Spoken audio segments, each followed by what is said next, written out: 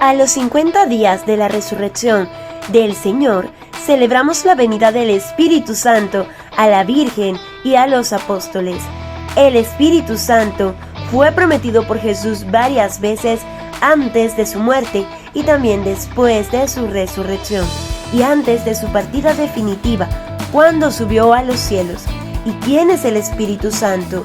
Es nada menos que el Espíritu de Dios, el Espíritu de Jesús y el Espíritu del Padre. Es la presencia de Dios en el mundo, es la promesa cumplida del Señor, cuando nos dijo: miren que estoy con ustedes todos los días hasta el fin del mundo.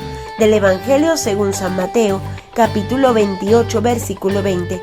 El Espíritu Santo es nuestro Maestro y guía, mientras vamos a la meta a la cual hemos sido llamados, que es el cielo.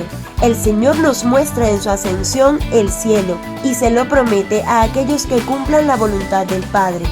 Al Espíritu Santo se le dan muchos nombres: Paráclito o abogado, Consolador, Espíritu de la verdad, Espíritu de amor, y de acuerdo a todos estos títulos se le atribuyen muchas funciones para con nosotros los seres humanos, pues Él nos asiste en muchas cosas. Quizá la principal sea aquella de santificarnos, es decir, de hacernos santos. Menuda tarea la del Espíritu Santo. ¿Y cómo lo hace? ¿Cómo nos va santificando? Su labor es imperceptible, pero de que la hace, la hace. El problema es que algunos colaboran con Él y otros no. Y mayor problema aún es que si no colaboramos, Él no puede hacer su labor, porque no nos estamos abriendo a su gracia. ¿Qué tal? La principal de estas funciones es precisamente nuestra santificación, pues con sus suaves inspiraciones el Espíritu Santo nos va sugiriendo cómo transitar por el camino de la santidad, ese camino que nos lleva al cielo. Como suave brisa nos inspira para llevarnos y mantenernos en el camino de la santidad. El mismo Señor nos dice que el Espíritu Santo sopla donde quiere, en el Evangelio según San Juan, capítulo 3, versículo 8. Si el Espíritu Santo es como suave brisa, debemos estar al pendiente de percibirla. Eso significa que debemos estar atentos a las inspiraciones de su presencia, de su movimiento en medio de nosotros. Pero hay tanto ruido para oírlas, por eso hay que buscar momentos de silencio, incluso en medio de tanto. Y al oírlas, algo hay que hacer al respecto, ¿no? Que habría que ser dóciles a esas sugerencias para poder andar por esta vida guiados por Él hacia nuestra meta definitiva. Él es nuestro Maestro, eso nos lo dijo Jesucristo. Tengo muchas cosas más que decirles, pero ustedes no pueden entenderlas ahora. Pero cuando venga a Él, el Espíritu de la verdad, Él los llevará a la verdad plena y les enseñará todas las cosas y les recordará todo lo que yo les he dicho. Del Evangelio según San Juan, capítulo 16, 12 y 14, 26. Es el Espíritu Santo quien nos lleva a conocer y a vivir lo que Cristo nos ha dicho, a aceptar su mensaje en totalidad para llevarnos a la verdad plena.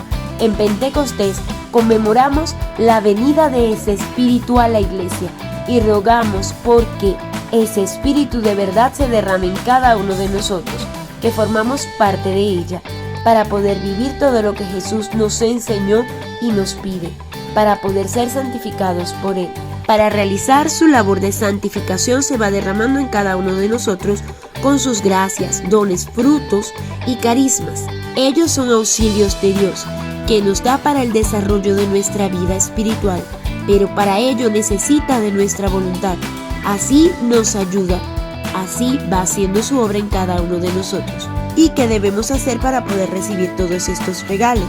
Veamos cómo fue esa primera venida del Espíritu Santo.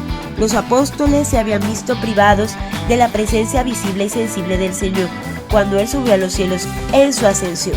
Recordemos que en los primeros 40 días después de su resurrección, Jesús estuvo apareciéndose a los apóstoles y discípulos para fortalecerlos en la fe, para que se dieran cuenta de que realmente había resucitado y de que estaba vivo. Con su partida definitiva al subir al cielo, ellos deben continuar su camino y cumplir la misión que les había encomendado, sin tener ya a Jesús presente corpóreamente, sino que más bien van acompañados y conducidos por su Espíritu, por el Espíritu Santo.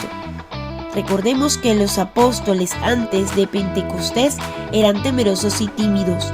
Al comenzar la persecución contra Jesús, desaparecieron y se dispersaron. Aparte, eran bastante torpes para comprender las Escrituras y las enseñanzas de Jesús. Tanto así que en algunos momentos Jesús les tuvo que reprender porque no terminaban de entender lo que les decía. El cambio en Pentecostés fue radical luego de recibir el Espíritu Santo. Cambiaron totalmente, se lanzaron a predicar sin ningún temor y llenos de sabiduría divina. Así llamaron a todos a la conversión y bautizaban a los que acogían el mensaje de Jesucristo Salvador. Comenzaron a formar discípulos y comunidades, asistían a los necesitados, sufrieron persecuciones e inclusive llegaron hasta el martirio. ¿Cómo pudo suceder toda esta transformación? El protagonista de este cambio tan radical fue el Espíritu Santo, que hizo maravillas en ellos. Pero veamos lo más importante que hacían los apóstoles antes de Pentecostés. Todos ellos perseveraban en la oración con un mismo espíritu en compañía de María, la madre de Jesús. Acudían diariamente al templo con mucho entusiasmo. Del libro de los Hechos de los Apóstoles, capítulo 1, del 12 al 14 y 2, 46. He aquí el secreto para recibir el Espíritu Santo, para que el Espíritu Santo pueda santificarnos. El secreto es la oración, y para escucharlo el audífono también es la oración, perseverante, frecuente y con entusiasmo. Con la Santísima Virgen María, ven Espíritu Santo y llena los corazones de tus fieles y enciende en ellos el fuego de tu amor. Paz y bien.